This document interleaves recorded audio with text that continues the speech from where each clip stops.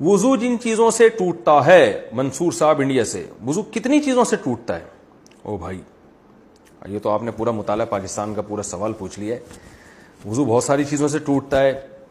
پیشاب کے راستے سے پیشاب کا قطرہ نکل جائے، منی نکل جائے، مزی نکل جائے، کوئی بھی گندگی پیشاب کے راستے سے نکلے گی، اس سے وضو ٹوٹے گا۔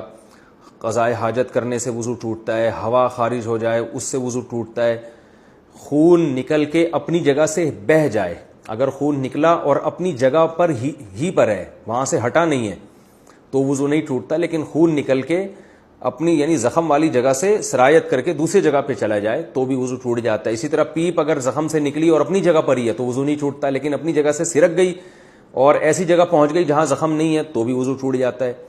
پٹی اگر آپ نے باندھی ہوئی ہے زخم کے اوپر تو پٹی کے اوپر جتنا بھی خون بہے گا اس سے وضو نہیں ٹوٹے گا، لیکن پٹی سے صاف جگہ پہ اگر وہ چلا جائے گا تو وضو ٹوٹ جائے گا۔ تو یعنی خون نکل کے بہہ جائے گا یا پیپ نکل کے بہہ جائے گی تو وضو ٹوٹے گا۔ اسی طرح زوجہ سے ہم بستری کرنے سے بھی وضو ٹوٹ جاتا ہے، اور بس یہ چیزیں جن سے وضو ٹوٹتا ہے۔